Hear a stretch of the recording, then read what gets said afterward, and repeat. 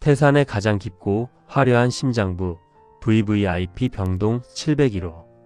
그곳에서 진우는 의사가 아닌 사냥개들이 지배하는 의학의 타락을 목격했습니다. 정적을 깨고 진우의 발걸음이 대리석 바닥을 울립니다. 제7장 침묵하는 심장의 증언 더 사일런트 위트너스. 701호실의 공기는 무겁고 인위적이었습니다. 최고급 아로마 향이 깔려 있었지만 진우의 예민한 코는 그 밑에 숨겨진 썩은 소독약 냄새와 죽음의 그림자를 맡아냈습니다. 침대 위 태산그룹의 정점에 서있던 태중권 회장은 수많은 튜브에 얽매인 채 기계적인 호흡을 내뱉고 있었습니다. 진우는 천천히 다가가 낡은 청진기를 회장의 가슴에 올렸습니다. 웅, 웅. 기계적인 펌프 소리가 고막을 때렸습니다. 하지만 그 기계음 너머 아주 깊고 낮은 곳에서 기묘한 파동이 감지되었습니다. 이건 뇌사가 아니야. 진우의 눈이 날카롭게 빛났습니다. 뇌사 상태라면 심장의 자율신경계는 완전히 무너져 박동의 리듬이 단조로워져야 합니다. 하지만 태 회장의 심장은 미세하게 떨리고 있었습니다. 마치 거대한 바위 밑에 눌린 채 밖으로 나가고 싶어 발버둥 치는 생쥐처럼. 꺼내줘. 뜨거워. 제발. 청진기를 타고 전해지는 진동은 공포에 질려 있었습니다. 근위 완제엔 이후 ROMUSCULAR 블라커와 진정제의 과다 투여군. 진우는 차트를 보지 않고도 확신했습니다. 회장은 살아 있었습니다. 의식은 깨어 있는데 몸만 마비된 가두침 상태 라크트 마이너스인 신드롬을 인위적으로 유지하고 있었던 것입니다. 경영권 승계가 마무리될 때까지 그는 살아있는 시체가 되어야만 했습니다. 누구냐? 병실 문이 거칠게 열리며 보안 요원들과 백가운을 입은 의사 한 명이 들이닥쳤습니다. 태산병원의 기획실장이자 진우를 몰락시킨 주역 박상무였습니다. 강진우? 자네가 여기가 어디라고 발을 들여. 박 실장님, 환자를 죽이고 계시더군요. 아니, 정확히는 산채로 고문하고 계신 건가? 진우는 청진기를 목에 걸며 박상무를 정면으로 응시했습니다. 주변의 보안 요원들이 진우의 팔을 거칠게 잡아챘습니다. 무슨 헛소리야. 회장님은 이미 가망이 없으셔. 우리는 그저 예우를 다해 연명치료를 하는 것뿐이다. 예우? 근위 완제를 쏟아부어 눈꺼풀 하나 못 움직이게 만드는 게 예우입니까? 회장은 지금 비명을 지르고 있어. 당신들 귀엔 안 들리겠지만 내 귀엔 들린단 말이야. 진우의 외침에 박상무의 얼굴이 순간적으로 일그러졌습니다. 당황한 기색이 역력했습니다. 이 미친놈이 드디어 정신이 나갔군. 당장 끌어내. 경찰에 넘기고 무단 침입으로 쳐넣어. 보안 요원들이 진우를 바닥으로 내팽개치고 구두발로 그의 어깨를 짓눌렀습니다. 진우의 뺨이 차가운 대리석에 닿았습니다. 그때 주머니 밖으로 삐져나온 청진기 줄이 태 회장의 침대 프레임에 닿았습니다. 그 순간 진우의 머릿속에 강렬한 이미지가 투영되었습니다. 1년 전 이사장 아들의 수술실. 그때 그 환자에게 주입되었던 약물 리포트와 지금 회장의 몸에 흐르는 약물이 같은 성분이라는 사실.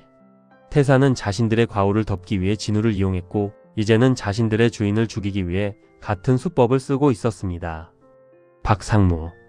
1년 전 그 약물 당신이 지시한 거지? 진우가 짓눌린 채 고개를 들어 웃었습니다. 입가에서 핏물이 흘러나왔지만 눈빛만은 형형했습니다. 증거도 없는 소릴 찌꺼리는군. 끌고 가. 복도로 끌려 나가던 진우는 필사적으로 소리쳤습니다. 회장의 동공을 확인해. 빛에 반응하지 않는 게 아니라 약물 때문에 고정된 거야. 지금 당장 길리아델의 독재 투여 안 하면 진짜 죽는단 말이다. 병원 지하 보안실로 끌려온 진우는 의자에 묶였습니다. 박상무는 차가운 눈으로 진우를 내려다보며 그의 낡은 청진기를 빼앗아 바닥에 던졌습니다. 쨍그랑. 금속 부위가 바닥을 굴렀습니다. 문 교수의 유품이자 진우의 유일한 무기가 힘없이 뒹굴었습니다. 강진우, 자네는 너무 많이 들었어. 의사는 귀가 밝으면 안 돼. 그저 위에서 시키는 대로 메스나 휘둘러야지. 박상무가 진우의 뺨을 때렸습니다. 고개가 돌아갔지만 진우는 비릿한 피를 삼키며 물었습니다. 의사가 듣지 않으면 누가 듣습니까? 환자가 내뱉는 마지막 숨소리를 누가 지켜주냐고. 죽은 자는 말이 없어. 곧 회장님도 그렇게 되실 거고. 그때였습니다. 보안실 모니터가 요란하게 울리기 시작했습니다. 701호실의 바이탈 모니터가 레드존을 가리키며 비명을 지르고 있었습니다. 진우의 경고대로 약물 과부하로 인한 심정지 카디액 어레스트가 온 것이었습니다. 상무님, 회장님 어레스트입니다. 보안실 안이 아수라장이 되었습니다. 박 상무의 안색이 하얗게 질렸습니다. 아직 승계 서류에 도장이 찍히지 않았습니다. 지금 죽으면 모든 계획이 수포로 돌아갑니다. 당장 의료진 보내. 살려내. 무조건 살려내야 해. 진우가 묶인 채로 크게 웃었습니다. 당신들 실력으론 못 살려. 이미 혈관이 수축해서 약물도 안 들어갈걸? 지금 회장을 살릴 수 있는 건 그 비명을 들을 줄 아는 나뿐이야. 박 상무가 증오 섞인 눈으로 진우를 보았습니다. 하지만 선택의 여지가 없었습니다. 701호실에서 들려오는 단발마의 경고음이 보안실 스피커를 찢을 듯 울렸습니다. 풀어줘. 박 상무가 이갈며 말했습니다. 대신 살려내지 못하면 자네는 오늘 여기서 살아서 못 나간다. 진우는 풀려난 손목을 문지르며 바닥에 떨어진 청진기를 집어 들었습니다. 금이간 청진기 조각을 소중하게 닦으며 그는 다시 수술실이 아닌 거대 권력의 심장부로 달리기 시작했습니다. 의사가 아닌 한 명의 인간으로서. 태산의 심장부 VVIP 병동 701호는 이제 수술실보다 더 처절한 사투의 현장이 되었습니다. 기계음이 단조로운 평행선을 그리며 죽음을 예고하는 순간 진우는 짐승 같은 포효와 함께 회장의 가슴 위로 뛰어올랐습니다. 제8장 사자의 심장, 깨어나는 진실 더 라이언즈 하트. 701호실의 공기는 이미 죽음의 냄새로 가득 차 있었습니다. 모니터의 일직선은 무심한 삐 소리를 내뱉으며 태중권이라는 한 시대의 거인이 저물었음을 선포하고 있었습니다. 하지만 진우는 포기하지 않았습니다. 그는 침대 위로 뛰어올라 노예한 회장의 가슴팍에 자신의 온 체중을 실었습니다. 드드득. 노인의 흉골이 으스러지는 소리가 진우의 손바닥을 타고 전해졌습니다. 주변에 서 있던 태산의 의료진들은 이미 포기한 듯 고개를 돌리거나 시계를 내려다보고 있었습니다. 강 선생 그만해. 사망 판정 내릴 시간이야. 박 상무의 외침이 들렸지만 진우는 듣지 않았습니다. 아니, 들리지 않았습니다. 진우의 온 신경은 오직 가슴에 닿은 손바닥의 감각에 쏠려 있었습니다. 뛰어. 제발 한 번만 더 뛰어. 진우는 속으로 절규했습니다. 그는 단순히 환자를 살리는 것이 아니었습니다. 이 노인이 죽으면 진실은 영원히 묻힙니다. 1년 전 그를 배신했던 차가운 음모와 지금 이 병실에서 벌어지는 추악한 살인 공모가 모두 사라지게 됩니다. 제세동기 차징 완료. 200줄. 진우의 외침에 간호사가 패드를 건넸습니다. 쾅. 회장의 몸이 활처럼 휘어올랐다 바닥으로 떨어졌습니다. 하지만 모니터는 여전히 침묵했습니다. 진우는 다시 압박을 시작했습니다. 이마에서 흐르는 땀이 눈을 찔러 시야가 따가웠지만 눈을 깜빡일 시간조차 아까웠습니다. 박 상무님, 사망시간 확정해야. 기다려. 진우가 짐승 같은 소리로 외쳤습니다. 그는 금이간 청진기를 회장의 가슴에 거칠게 눌렀습니다. 그리고 숨을 멈췄습니다. 세상의 모든 진동이 멈춘 듯한 정적. 그때 청진기를 통해 지극히 가느다란 마치 젖은 성냥불이 붙으려 애쓰는 듯한 치직거리는 소리가 들렸습니다. 심방세동. 심장이 멈춘 게 아니라 너무 가늘게 떨리고 있어서 기계가 읽지 못하는 것이었습니다. 아드레날린 1mg 추가 투여. 그리고 리도카인 80mg 풀푸시? 지금 당장. 진우의 손끝이 미세하게 떨렸습니다. 두려움이 아닌 사냥감을 발견한 맹수의 전율이었습니다. 약물이 투여되고 진우가 다시 한번 회장의 흉골을 강하게 타격했습니다. 그 순간이었습니다. 두근, 두근, 두구근. 기계음보다 먼저 진우의 손바닥이 생명의 반동을 느꼈습니다. 멈춰있던 붉은 선이 파동을 그리며 솟구쳤습니다. 박동 돌아왔습니다. 혈압 60에 40 올라갑니다. 임철수의 환성이 터져 나왔습니다. 하지만 진우는 멈추지 않았습니다.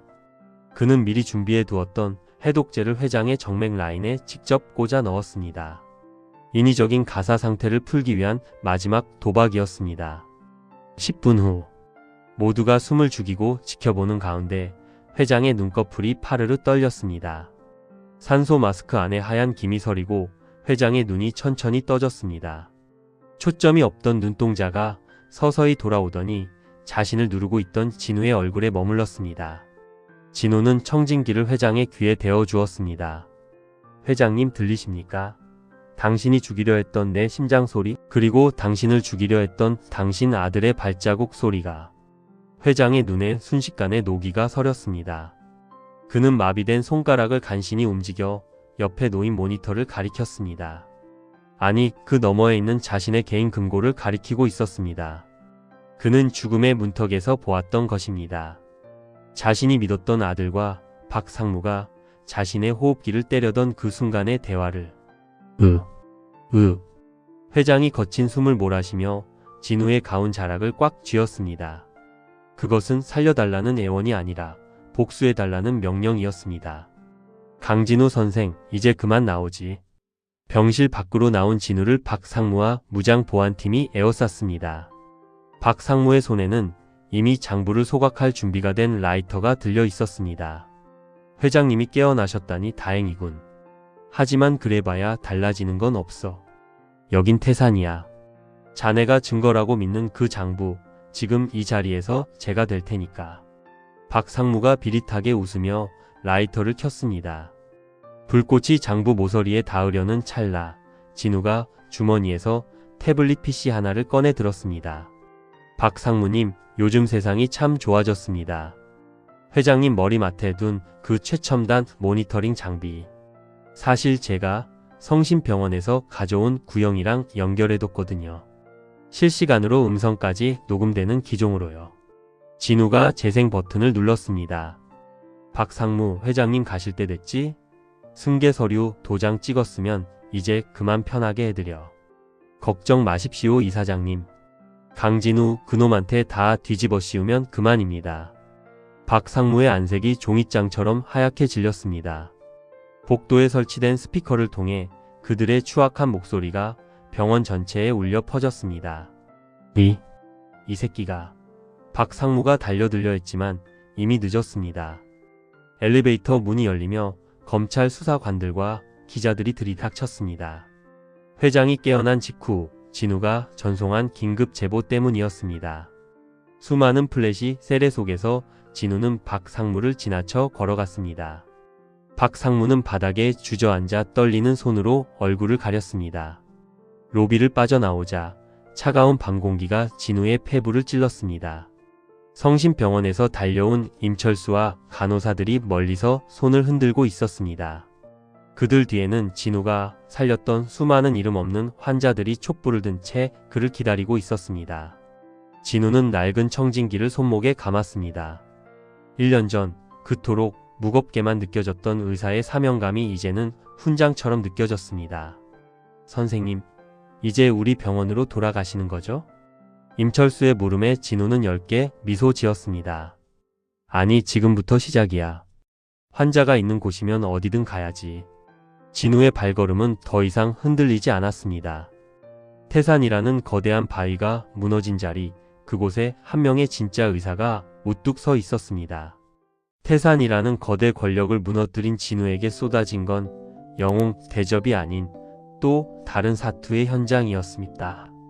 제구장 라스트 벙커. 태산의 비리가 폭로된 지 일주일. 성심병원은 밀려드는 환자들로 인산인해를 이뤘습니다. 진우는 며칠째 잠을 자지 못한 채 응급실을 지키고 있었습니다. 강 선생님, 잠깐이라도 눈 좀 붙이세요. 다크서클이 턱까지 내려왔습니다. 임철수가 믹스커피 2잔을 들고 다가왔습니다. 하지만 진우는 대답 대신 응급실 입구로 들어오는 사내를 주시했습니다. 사내는 심한 기침을 토해내며 비틀거리고 있었습니다. 비켜주세요. 환자 들어갑니다. 진우가 달려가 사내를 부축했습니다. 그 순간 진우의 목에 걸린 낡은 청진기가 기분 나쁜 고주파음을 내듯 찡하며 진동했습니다.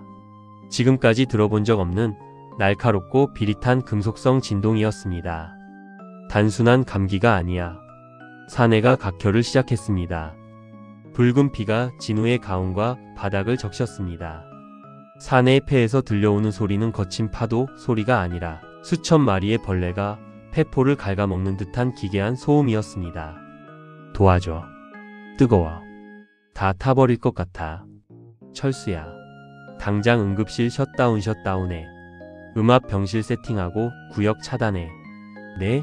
갑자기 왜 그러십니까? 그냥 폐렴 같은데. 아니야. 이건 전염성이 극도로 강한 신종 바이러스야. 지금 당장 문 안 닫으면 이 병원 전체가 무덤이 돼. 진우의 서슬퍼런 외침에 응급실 간호사들이 일사불란하게 움직였습니다. 셔터가 내려가고 소독약이 살포되었습니다. 뒤늦게 소식을 듣고 달려온 보건소 직원들과 경찰들이 병원 정문을 봉쇄했습니다. 성심병원은 순식간에 외부와 단절된 라스트 벙커가 되었습니다. 격리된 지 6시간. 응급실 안은 아수라장이었습니다. 처음 실려온 사내와 접촉했던 환자들과 의료진들이 하나둘 고열을 내며 쓰러지기 시작했습니다. 방호복을 입은 진우는 땀범벅이 된 채 환자들 사이를 누볐습니다. 선생님, 저 무서워요. 저 죽는 건가요? 어린 환자 하나가 진우의 방호복 소매를 붙잡았습니다. 진우는 고글 너머로 미소를 지어 보였습니다. 아니, 내가 있잖아. 걱정 마. 이 소리 들리지? 내 심장은 아직 아주 튼튼해. 진우는 청진기를 아이의 가슴에 댔습니다. 바이러스의 소음 속에서도 아이의 심장은 살고 싶다고 노래하고 있었습니다. 하지만 상황은 최악으로 치달았습니다. 병원을 봉쇄한 당국은 확산 방지를 명목으로 약물과 물자, 공급을 차단했습니다. 안에서 죽어가는 사람들을 포기하겠다는 계산이었습니다. 강진우 선생, 미안하네. 위에서 지침이 내려왔어. 백신이 나올 때까지 그 누구도 밖으로 나올 수 없고 안으로 들어갈 수도 없네. 박 원장이 인터폰 너머로 떨리는 목소리를 전했습니다. 임철수가 분노의 참 목소리로 복도 벽을 걷어찼습니다. 개자식들, 우리더러 여기서 썩어 죽으라는 거 아닙니까? 보급품도 끊고 약도 안 주고. 우리가 실험지예요. 의사고 간호사고 다 죽어나가는데 밖에서는 구경만 하고 있단 말입니다. 이게 말이 됩니까? 우리 보고 여기서 다 같이 죽으라는 거잖아요. 진우는 조용히 메스를 집어들었습니다. 폐가 굳어가는 환자들의 호흡을 돕기 위해 기도 절개수를 준비했습니다. 철수야, 불평할 시간 없어. 밖에서 우리를 버렸다면 우리가 여기서 살아남는 수밖에 없어. 의료진 전원 소집해. 지금부터 1인당 환자 10명씩 전담 마크한다. 한 명이라도 포기하는 순간 나한테 죽을 줄 알아. 세상은 우리를 버렸을지 몰라도 여기 누워있는 이 사람들은 우리를 버리지 않았어. 저 문 밖의 사람들이 두려워하는 건 바이러스가 아니라 자신들이 감당할 수 없는 책임이야. 그래서 우리를 가둔 거지. 진우의 눈빛은 그 어느 때보다 단단했습니다. 태산과의 싸움이 권력과의 전쟁이었다면 지금은 죽음 그 자체와의 정면 승부였습니다. 지금부터 이 응급실은 병원이 아니라 성입니다. 우리가 지켜야 할 마지막 요새예요. 약이 부족하면 증상별로 쪼개서 배분하고 장비가 고장나면 뜯어서라도 고치세요. 공식적인 지원? 그런 거 기다리지 마십시오. 우리 머릿속에 있는 지식이 백신이고 우리 손끝에 남은 온기가 치료제입니다. 진우는 직접 메스를 들어 소독용 트레이 위에 올렸습니다. 챙강 하는 금소금이 정적을 깨웠습니다. 깊은 밤 진우는 각혈을 하며 쓰러진 첫 번째 환자의 가슴을 열었습니다. 바이러스로 인해 폐가 석탄처럼 딱딱하게 굳어 있었습니다. 진우는 낡은 청진기를 자신의 가슴에 댔습니다. 청진기는 진우에게 속삭였습니다. 바이러스는 생명이 아니야. 그저 오류일 뿐이지. 그 오류를 수정하는 게 의사야. 진우는 기존의 태산에서 빼돌렸던 임상 약물들과 병원의 상비약을 조합하기 시작했습니다. 공식적인 가이드라인은 없었습니다. 오직 환자의 폐에서 들려오는 미세한 변화를 청진기로 잡아내며 약물의 농도를 1mg 단위로 조절하는 위험한 실험이었습니다. 강 선생님, 손이 떨리고 있어요. 간호사가 비명을 지르듯 말했습니다. 진우의 왼손이 다시 미친 듯이 떨리고 있었습니다. 극한의 피로와 공포가 그의 트라우마를 다시 불러낸 것이었습니다. 진우는 떨리는 손을 내려다 보았습니다. 그리고 주머니 속에서 문 교수의 낡은 청진기를 꺼내 꽉 쥐었습니다. 교수님 보고 계십니까? 당신이 지켰던 그 생명들, 제가 여기서 지키겠습니다. 진우는 청진기를 자신의 귀가 아닌 떨리는 자신의 왼손목에 갖다 댔습니다. 두근, 두근. 자신의 심장 소리가 손목을 타고 흘렀습니다. 살아있다는 자각. 의사로서의 사명감이 맥박을 타고 손가락 끝까지 뻗어 나갔습니다. 거짓말처럼 손이 멈췄습니다. 진우는 정교하게 주사기를 조절해 환자의 폐로 직접 약물을 주입했습니다. 컥. 검은 피를 토해내던 환자가 깊은 숨을 들이켰습니다. 굳어있던 폐포가 펴지며 신선한 산소가 혈관을 타고 돌기 시작했습니다. 살았다. 약이 들어요. 강 선생님, 환자가 숨을 쉬어요. 임철수의 외침이 격리병동의 정막을 깼습니다. 어둠뿐이었던 성심병원 응급실에 기적의 불꽃이 피어오르는 순간이었습니다. 성심병원 응급실에 폐쇄된 유리문 위로 뽀얗게 서린 입김은 고립의 증거였고, 복도마다 가득한 소독액의 매캐한 냄새는 사투의 흔적이었습니다. 밖에서는 죽음을 기다리며 빗장을 걸었지만 안에서는 삶을 갈망하는 불꽃이 더욱 뜨겁게 타올랐습니다. 제10장 심장은 멈추지 않는다. 더 하트비트 네버 스타프스. 격리 14일째. 성심병원 응급실은 전장 그 자체였습니다.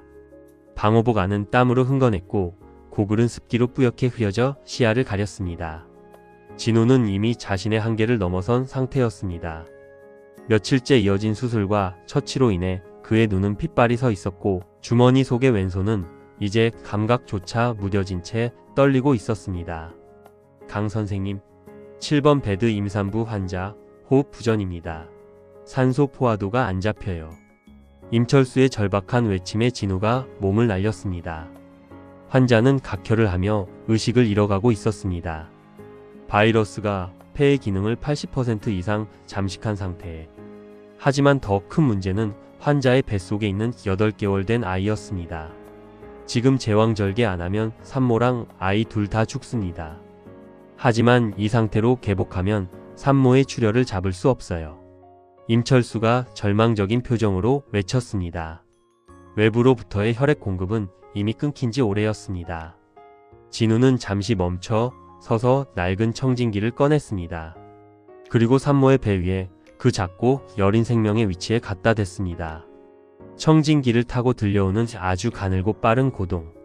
어른의 것보다 2배는 빠르게 뛰는 그 소리는 마치 나 좀 꺼내주세요. 여기 너무 답답해요 라고 외치는 작은 영혼의 비명이었습니다. 들려. 아이의 심장이 아직 포기하지 않았어. 진우는 고개를 들어 의료진들을 보았습니다. 모두가 한계였습니다. 지치고 두려워하는 그들의 눈동자 속에서 진우는 자신의 모습을 보았습니다. 철수야, 내 피 뽑아. 네? 선생님, 지금 사흘째 밤샘입니다. 여기서 피까지 뽑으면 선생님이 먼저 쓰러져요. O형이잖아. 가장 깨끗한 내 피로 산모 버티게 하고 그 사이에 아이 꺼낸다. 이건 의학적 판단이 아니라 내 심장이 시키는 일이야. 당장 수세핸드 와시해. 진우는 자신의 팔에 직접 라인을 꽂았습니다. 붉은 피가 팩을 채우고 산모의 혈관으로 흘러 들어갔습니다. 진우의 얼굴은 순식간에 창백해졌지만 눈빛만은 형형하게 타올랐습니다. 수술은 암흑 속에서 진행되었습니다. 과부하로 병원의 전력이 차단되자 간호사들과 인턴들이 손등이 저리도록 손전등을 비추며 시야를 확보했습니다. 삭! 진우의 메스가 산모의 복부를 갈랐습니다. 떨리던 그의 왼손은 산모의 온기를 느끼자마자 거짓말처럼 정지했습니다. 그것은 문 교수가 그에게 남긴 마지막 기적이자 수천 번의 수술이 몸에 새긴 본능이었습니다. 나온다. 조심스럽게 아이를 들어 올린 순간 수술실에는 침묵이 흘렀습니다. 아이는 울지 않았습니다. 바이러스의 영향인지 아이의 몸은 보랏빛이었고 숨소리조차 들리지 않았습니다. 안 돼. 이렇게 보낼 순 없어. 진우는 탯줄을 자르고 아이를 품에 안았습니다. 그리고 입으로 아이의 입을 막고 숨을 불어넣었습니다. 제발. 한 번만 숨을 쉬어줘. 진우는 아이의 아주 작은 가슴을 손가락 하나로 압박하며 청진기를 대었습니다. 심연과도 같은 정적. 1초가 1년처럼 느껴지던 순간 진우의 귀에 툭 하는 아주 작은 울림이 전해졌습니다. 응애. 날카로운 울음소리가 폐쇄된 응급실의 천장을 뚫고 울려 퍼졌습니다. 그것은 죽음의 그림자가 가득했던 병원에 던져진 첫 번째 승전보였습니다. 살았다. 아이가 울어요. 간호사들이 울음을 터뜨렸습니다. 진우는 비틀거리며 아이를 간호사에게 인계하고 산모의 봉합을 마쳤습니다.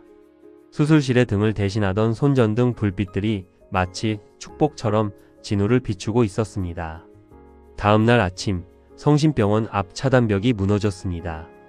진우가 자신의 몸을 실험체 삼아 찾아낸 약물조합법과 수술 기록이 네트워크를 통해 전국의 의료진에게 전달되었고 여론의 압박을 견디지 못한 당국이 마침내 문을 열었습니다. 쏟아지는 햇살 아래 진우가 가장 먼저 응급실 밖으로 걸어 나왔습니다. 그의 목에는 여전히 낡고 금이 간 청진기가 걸려 있었습니다. 수많은 기자와 시민들이 그를 향해 환호했지만 진우는 그저 눈을 가늘게 뜨고 하늘을 바라보았습니다. 강 선생님, 소감이 어떠십니까? 대한민국을 구한 의사라는 칭호에 대해 어떻게 생각하세요? 진우는 질문을 던진 기자를 보며 엷게 웃었습니다. 그리고 주머니 속에 손을 넣었습니다. 손은 여전히 조금씩 떨리고 있었습니다. 하지만 진우는 더 이상 그 떨림을 숨기려 하지 않았습니다. 저는 세상을 구한 적 없습니다. 그저 환자의 심장 소리가 시키는 대로 움직였을 뿐입니다. 의사는 대단한 사람이 아닙니다.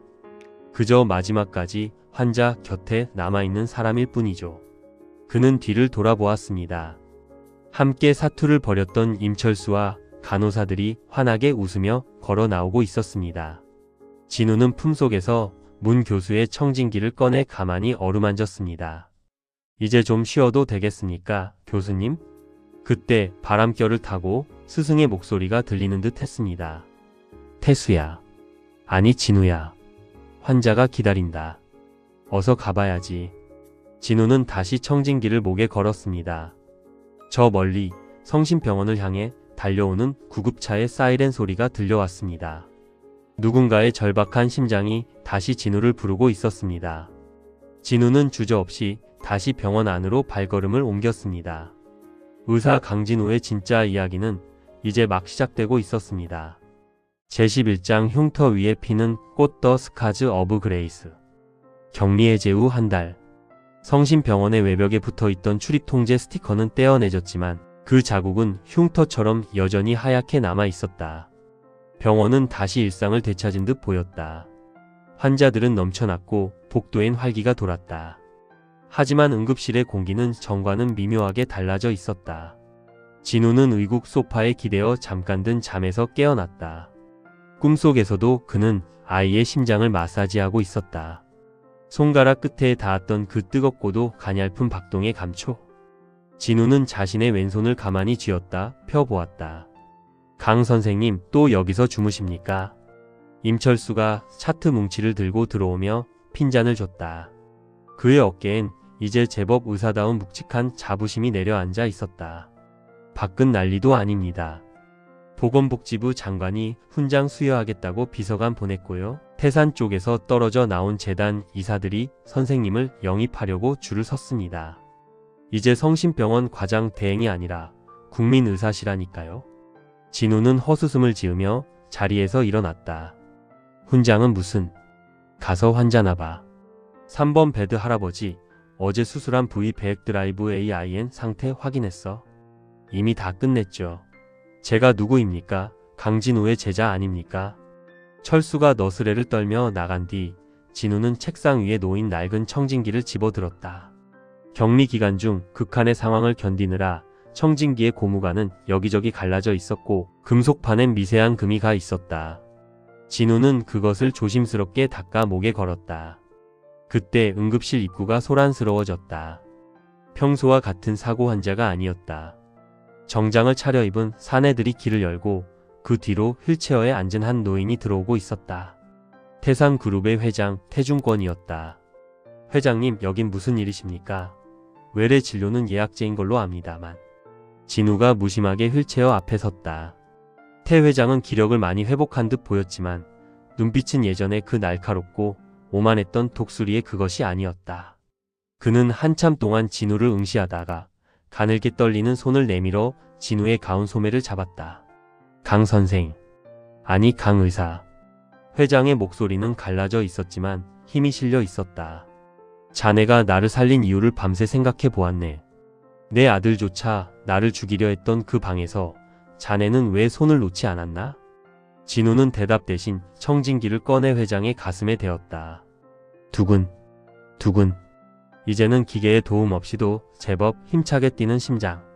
하지만 그 소리 너머로 진우는 노인의 깊은 고독과 회한의 소리를 들었다.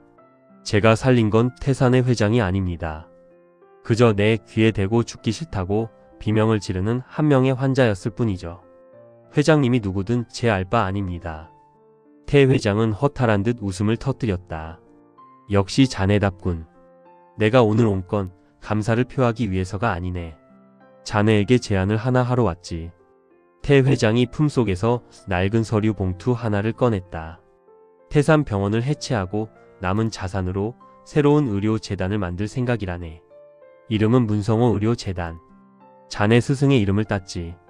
그리고 그 재단의 첫 번째 프로젝트는 전국에 청진기 보건소를 세우는 것이네. 가난해서 혹은 소외되어서 심장 소리를 들려주지 못하는 이들을 위한 곳이지. 진우의 눈동자가 흔들렸다. 태 회장은 말을 이었다. 그 재단의 이사장을 자네가 맡아주게. 자네가 원하는 대로 병원을 운영하고 자네가 원하는 의사들을 키워내게. 돈 걱정은 평생 안 하게 해주지. 거절하기 힘든 의사로서 가질 수 있는 최고의 기회였다. 하지만 진우는 멀리 응급실 베드 위에서 고통스러워하는 환자들을 바라보았다. 회장님, 제안은 감사하지만 저는 이사장에 어울리는 사람이 아닙니다. 왜지? 자네라면 대한민국 의료를 바꿀 수 있어. 의료를 바꾸는 건 높은 자리가 아니라 환자의 가슴에 닿는 이 차가운 청진기 끝입니다. 저는 그냥 여기서 환자들 숨소리나 듣고 살겠습니다. 이사장은 행정 잘하는 분 시키십시오. 진우는 정중히 고개를 숙여 인사하고는 몸을 돌렸다. 아, 회장님. 진우가 멈춰 서서 돌아보았다. 재단 이름은 마음에 듭니다. 문 교수님이 좋아하시겠네요. 가끔 그 보건소들의 의료봉사는 가겠습니다. 그건 제 전공이니까요. 진우는 멀어지는 태 회장의 뒷모습을 보며 깊은 숨을 내쉬었다. 권력도 명예도 그에겐 환자의 심장 박동보다 무겁지 않았다. 그날 저녁 성심병원 옥상. 진우는 지는 노을을 바라보며 담배 대신 막대 사탕을 입에 물었다. 그때 누군가 옆으로 다가와 섰다. 낯익은 채취? 진우가 대학 병원 시절 유일하게 마음을 열었던 동료이자 경쟁자였던 유미나였다. 여전히 고집불통이네, 강진우. 미나가 웃으며 말을 건넸다. 그녀는 태산병원을 떠나 지방의료원으로 내려갔다는 소문이 있었다. 여긴 웬일이야? 태 회장님이 나한테 연락하셨어. 자네가 이사장 거절할 거 알고 나더러 살림 좀 맡아달라고. 그리고 자네가 도망 못 가게 옆에서 감시 좀 하라시던데? 두 사람은 노을을 배경으로 나란히 섰다. 진우야, 고생 많았어. 이제 손은 좀 어때? 진우는 주머니에서 왼손을 꺼내 허공에 펼쳐 보였다. 노을빛을 받은 그의 손은 여전히 미세하게 떨리고 있었다. 하지만 진우는 그 떨림을 보며 미소 지었다. 이 떨림이 없으면 내가 의사라는 사실을 잊어버릴 것 같아. 환자의 고통에 같이 떠는 거. 그거 꽤 괜찮은 감각이더라고. 멀리서 구급차의 사이렌 소리가 들려왔다. 두 사람은 동시에 고개를 돌렸다. 가야겠네. 응, 가야지. 두 명의 의사가 옥상 문을 열고 계단을 뛰어내려갔다. 그들의 등 뒤로 붉은 노을이 길게 그림자를 드리웠다. 성심병원의 응급실 유리문이 열리고 진우는 익숙하게 청진기를 귀에 꽂았다. 환자의 심장 소리가 들려온다. 다시 시작이었다. 제12장 소리에 유산 더 레거시 어브 사운드. 태산의 몰락과 바이러스 사태가 남긴 폭풍은 가라앉았지만 성심병원의 밤은 여전히 낮보다 뜨거웠다. 복도 한쪽 벽면에는 격리 기간 동안 시민들이 붙여둔 감사합니다. 당신들이 우리의 영웅입니다. 라는 메모지들이 가득했지만 정작 그 주인공인 진우는 응급실 구석의 낡은 당직실에서 컵라면 물을 붓고 있었다. 강 선생님 또 라면입니까? 임철수가 피곤에 찌든 얼굴로 들어오며 투덜거렸다. 그의 손에는 병원 근처 할머니가 의사 선생님들 기운 차려야 한다며 싸다 준 따끈한 주먹밥이 들려 있었다. 라면이 제일 편해. 빨리 먹고 나갈 수 있으니까. 비켜. 응급 개동 준비해. 진우의 외침과 함께 응급실의 정적이 유리 조각처럼 박살났다. 들것 위에 누운 아이는 불과 7살. 대형 트럭의 범퍼에 가슴을 직격당한 아이의 흉곽은 기괴할 정도로 비대칭하게 부풀어 올라 있었다. 혈압 50에 30. 맥박 잡히지 않습니다. 무맥성 정기활동 PA입니다. 간호사의 다급한 외침이 귀를 때렸지만 진우는 이미 아이의 흉벽에 귀를 바짝 대고 있었다. 낡은 청진기의 진동판이 아이의 차가운 피부에 닿았다. 보통의 경우라면 들려야 할 박동음이 전혀 없었다. 대신 폐포 사이로 공기가 빠져나가지 못해 맴도는 지익하는 기분 나쁜 풍차름만이 고막을 긁었다. 긴장성, 기흉 텐션, PNUMOTHORAX야. 공기가 심장을 오른쪽으로 완전히 밀어버렸어. 심박 출량이 0야. 이대로 두면 1분 안에 뇌사야. 진우는 주저없이 주머니에서 14게이지 굵은 바늘을 꺼냈다. 소독 생략하고 바로 들어간다. 알코올 솜 줘. 진우의 손이 아이의 두 번째 갈비뼈 사이 쇄골 중간선을 정확히 짚었다. 이래 오차도 허용되지 않는 위치였다. 조금만 깊으면 대동맥을 건드리고 조금만 얕으면 공기를 뺄 수 없었다. 푸슉! 바늘이 흉벽을 뚫고 흉막강으로 진입하자 마치 고압 타이어가 터지는 듯한 날카로운 공기 빠지는 소리가 응급실을 메웠다. 갇혀있던 공기가 뿜어져 나오며 아이의 부풀었던 가슴이 아주 미세하게 가라앉았다. 혈압 미세하게 반등합니다. 60에 40? 부족해. 내부 출혈이 있어. 심낭 압정 카디액 TAMPONAD일 가능성도 배제 못해. 수술실 비었어? 이번 방 세팅 중입니다. 하지만 이동 중에 어레스트 오면 끝이에요. 임철수의 경고에 진우의 눈이 번뜩였다. 그럼 여기서 연다. 흉부 절개 세트 가져와. 베드 고정해. 응급실 베드가 순식간에 수술대로 변했다. 진우는 소독약 한 병을 아이의 가슴에 들이붓다시피 하고는 메스를 집어들었다. 삭. 메스의 날카로운 끝이 아이의 가느다란 갈비뼈 사이 늑간을 따라 매끄럽게 그어졌다. 선홍빛 혈액이 진우의 안면 보호대 위로 튀었지만 그는 눈 하나 깜빡이지 않았다. 리트랙터 견인기. 진우는 벌어진 늑간 사이로 손을 집어넣었다. 시야가 확보되지 않은 상태에서의 블라인드 조작. 하지만 진우의 손끝은 이미 아이의 가슴 속 지도를 머릿속에 그리고 있었다. 손가락 끝에 닿는 심장의 느낌. 그것은 뛰는 것이 아니라 심장을 둘러싼 막심낭. 안에 가득 찬 피 때문에 질식하고 있는 덩어리였다. 심낭 내 출혈이야. 피가 심장을 옥죄고 있어. 심장이 박동할 공간이 없단 말이야. 진우는 메스 끝으로 조심스럽게 심낭을 절개했다. 울컥. 검붉은 핏덩어리들이 압력을 이기지 못하고 분수처럼 쏟아져 나왔다. 그 검은 피의 장벽이 사라진 순간 진우의 손바닥 안에서 죽어있던 아이의 심장이 펄떡하고 거친 경련을 일으켰다. 지금이야. 에피네프린 1mg 투여. 세동 제거 디피브릴레이터 50줄 차지. 쾅. 작은 몸이 베드 위에서 튀어 올랐다. 모니터의 일직선이 파르르 떨리더니 이내 작지만 규칙적인 산등성이를 그리기 시작했다. 두근, 두근, 두근. 박동 돌아왔습니다. 시누스 리듬 사이너스 리덤 회복. 임철수가 환성을 질렀다.